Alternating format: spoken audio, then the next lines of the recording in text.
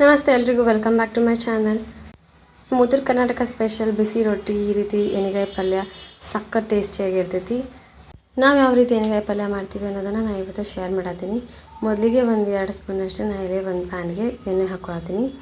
ಎಣ್ಣೆ ಸ್ವಲ್ಪ ಬಿಸಿ ಆದಮೇಲೆ ನಾವು ಅದಕ್ಕೆ ಒಂದು ಸ್ವಲ್ಪ ಜೀರಿಗೆ ಹಾಕ್ಕೊಳತ್ತೀನಿ. ನಾನು ಇಲ್ಲಿ ಒಂದು ಮೀಡಿಯಮ್ ಸೈಜ್ ಇರುವಂಥ ಒಂದು ಉಳ್ಳಾಗಡ್ಡಿನ ಈ ರೀತಿ ದಪ್ಪದಾಗಿ ಕಟ್ ಮಾಡಿ ಇದನ್ನು ಹುರ್ಕೋಬೇಕು. ಇದಕ್ಕೆ ನಾನು ಇಲ್ಲಿ ಒಂದು ಸ್ವಲ್ಪ ಕರಿಬೇವನ್ನ ಹಾಕ್ಕೊಳತ್ತೀನಿ. ಇದನ್ನು ಹಾಕಿ ಸ್ವಲ್ಪ ನಾವು ಇದನ್ನು ಉಳ್ಳಾಗಡ್ಡಿ ಕಲರ್ ಚೇಂಜ್ ಆಗಬೇಕು, ಸ್ವಲ್ಪ ಗೋಲ್ಡನ್ ಕಲರ್ ಬರಬೇಕು, ಅಷ್ಟು ನಾವು ಇದನ್ನು ಫ್ರೈ ಮಾಡ್ಕೋಬೇಕು. ಈ ರೀತಿ ಸ್ವಲ್ಪ ಉಳ್ಳಾಗಡ್ಡಿ ಕಲರ್ ಚೇಂಜ್ ಆದಮೇಲೆ ಇವಾಗ ಅದಕ್ಕೆ ನಾನು ಈ ರೀತಿ ಕಟ್ ಮಾಡ್ಕೊಂಡಿರುವಂಥ ಒಂದು ಟೊಮ್ಯಾಟೋನ ಹಾಕ್ಕೊಳತ್ತೀನಿ. ಅದಕ್ಕೆ ಒಂದು ಸ್ವಲ್ಪ ಕೊತ್ತಂಬರಿ, ಅದಾದಮೇಲೆ ಒಂದು 5ರಿಂದ 6 ಎಸಳಷ್ಟು ಬೆಳ್ಳುಳ್ಳಿ, ಸ್ವಲ್ಪ ಶುಂಠಿ ಹಾಕ್ಕೊಂಡು ಇದನ್ನು ನಾವು ಟೊಮ್ಯಾಟೊ ಸ್ವಲ್ಪ ಮೆತ್ತಗಾಗೋ ತನಕ ನಾವು ಇದನ್ನು ಫ್ರೈ ಮಾಡ್ಕೋಬೇಕು. ಇವಾಗ ಇದಕ್ಕೆ ನಾನಲ್ಲಿ ಒಂದು ಚಿಟಿಕೆಯಷ್ಟು ಅರಿಶಿನ ಹಾಕೋತೀನಿ. ಅರಿಶಿನ ಹಾಕ್ಕೊಂಡು ಇದನ್ನು ಸ್ವಲ್ಪ ಮೆತ್ತಗಾಗೋ ತನಕ ನಾವು ಇದನ್ನು ಫ್ರೈ ಮಾಡ್ಕೋಬೇಕು. ಈ ರೀತಿ ಇದನ್ನು ಫ್ರೈ ಮಾಡಿ ಇದನ್ನು ಕಂಪ್ಲೀಟಾಗಿ ನಾವು ಕೂಲ್ ಆಗೋದಕ್ಕೆ ಬಿಡಬೇಕು. ಈ ರೀತಿ ಇದು ಒಂದು ಸತಿ ಈ ರೀತಿ ಕಂಪ್ಲೀಟಾಗಿ ಕೂಲ್ ಆದಮೇಲೆ ಇವಾಗ ಇದನ್ನು ಒಂದು ಮಿಕ್ಸರ್ ಜಾರ್ ಹಾಕಿ ಇವಾಗ ಇದಕ್ಕೆ ನಾನಲ್ಲಿ ಕೊಬ್ಬರಿ ತುರಿನ ಈ ರೀತಿ ತುರ್ಕೊಂಡಿರುವಂಥ ಒಣ ಕೊಬ್ಬರಿನ ಹಾಕ್ಕೊಳ್ತೀನಿ. ನೀವು ಇದಕ್ಕೆ ಬೇಕಿದ್ರೆ ಹಸಿ ಕೊಬ್ಬರಿನೂ ಯೂಸ್ ಮಾಡ್ಬೋದು.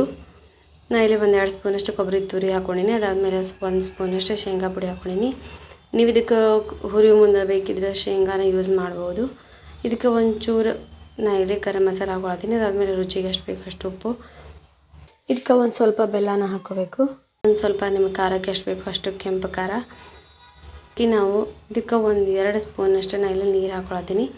ನೀರನ್ನು ನಾವು ಜಾಸ್ತಿ ಹಾಕ್ಕೊಳಕ್ಕೆ ಹೋಗಬಾರ್ದು. ಇದನ್ನು ನಾವು ಗಟ್ಟಿಯಾಗಿ ರುಬ್ಕೋಬೇಕು ಮಾತ್ರ ಹಾಕೋಬೇಕು. ಈಗ ಇದನ್ನು ಹಾಕಿ ನಾವು ಗಟ್ಟಿಯಾಗಿ ಇದನ್ನು ರುಬ್ಕೋಬೇಕು. ಒಳಗೆ ಫಿಲ್ ಮಾಡೋದಕ್ಕೆ ಬರಬೇಕು, ಆ ರೀತಿ ನಾವು ಇದನ್ನು ಗಟ್ಟಿಯಾಗಿ ರೀತಿ ರುಬ್ಕೋಬೇಕು.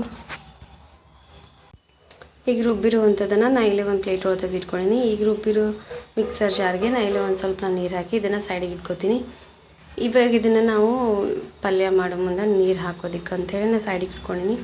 ಇವಾಗ ನೋಡಿರಿ ಬದನೆಕಾಯಿನ ಈ ರೀತಿ ನಾವು ಕಟ್ ಮಾಡಿ ಇಟ್ಕೊಂಡಿವಿ.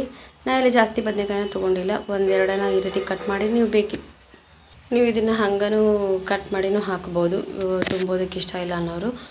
ಈ ರೀತಿ ಇದನ್ನು ನಾವು 4 ಭಾಗದಾಗಿ ಈ ರೀತಿ ಕಟ್ ಮಾಡಿ ಇದ್ರೊಳಗೆ ನಾವು ಇದನ್ನು ಕಟ್ ಮಾಡಿ ಈ ರೀತಿ ನಾವು ತುಂಬ್ಕೋಬೇಕು. ಈ ರೀತಿ ನಾವು ಇದನ್ನು ತುಂಬಿ ಸೈಡಿಗೆ ಇಟ್ಕೋಬೇಕು. ಇವಾಗ ನಾನು ಇಲ್ಲಿ ಒಂದು ಬಾಣಲೆಗೆ ಒಂದು ಸ್ವಲ್ಪ ಎಣ್ಣೆ ಹಾಕ್ಕೊಳತ್ತೀನಿ. ಅದಾದಮೇಲೆ ಎಣ್ಣೆ ಕಾದ್ಮೇಲೆ ನಾನು ಇಲ್ಲಿ ಸಣ್ಣ ಕಟ್ ಮಾಡ್ಕೊಂಡಿರುವಂಥ ಒಂದು ಮೀಡಿಯಮ್ ಸೈಜ್ ಇರುವಂಥ ಒಂದು ಈರುಳ್ಳಿನ ಹಾಕ್ಕೊಳತ್ತೀನಿ. ಅದಾದಮೇಲೆ ಸ್ವಲ್ಪ ಕರಿಬೇವು ಇದೆಲ್ಲನೂ ಹಾಕಿ ನಾವು ಇದನ್ನು ಸ್ವಲ್ಪ ಈರುಳ್ಳಿ ಕಲರ್ ಚೇಂಜ್ ಆಗೋವರೆಗೂ ನಾವು ಇದನ್ನು ಫ್ರೈ ಮಾಡ್ಕೋಬೇಕು.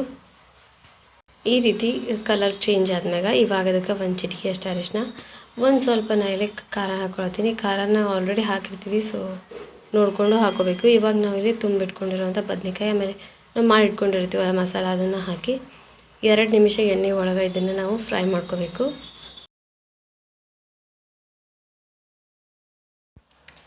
ಈ ರೀತಿ 1-2 ನಿಮಿಷ ಎಣ್ಣೆ ಒಳಗೆ ಫ್ರೈ ಮಾಡ್ಕೊಂಡ್ಮೇಲೆ ಇವಾಗ ನಾವು ಮಿಕ್ಸರ್ ಜಾರ್ ನೀರು ಹಾಕಿಟ್ಟಿರ್ತೀವಲ್ಲ ಅದನ್ನು ನಾನು ಇಲ್ಲಿ ನೀರನ್ನು ಹಾಕ್ಕೊಳತ್ತೀನಿ. ಇವಾಗ ಇದಕ್ಕೆ ನೀರು ಹಾಕಿ ಇದನ್ನು ಒಂದು ಸತಿ ನಾವು ಮಿಕ್ಸ್ ಮಾಡಿ ಇದನ್ನು ಒಂದು ಪ್ಲೇಟ್ ಮುಚ್ಚಿ ಒಂದು ಸಿಮ್ ಒಳಗೆ ನಾನು ಇಲ್ಲಿ ಒಂದು 10 ನಿಮಿಷ ನಾವು ಇದನ್ನು ಬೇಯಿಸ್ಕೋಬೇಕು.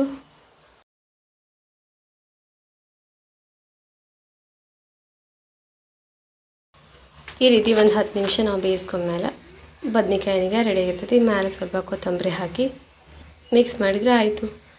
ಬಿಸಿ ರೊಟ್ಟಿಗಾಗಿರ್ಬೋದು, ಚಪಾತಿಗಾಗಿರ್ಬೋದು ಇದು ಬೆಸ್ಟ್ ಕಾಂಬಿನೇಷನ್. ಸೊ ಈ ಒಂದು ರೆಸಿಪಿನ ನಾವು ಯಾವ ರೀತಿ ಮಾಡ್ತೀವಿ ಅನ್ನೋದನ್ನು ನಾನು ಇವತ್ತು ಶೇರ್ ಮಾಡೀನಿ. ಹೋಪ್ ಈ ರೆಸಿಪಿ ವಿಡಿಯೋ ನಿಮಗೆ ಇಷ್ಟ ಆಗೈತೆ ಅಂತ ಅಂದ್ಕೊಳತ್ತೀನಿ.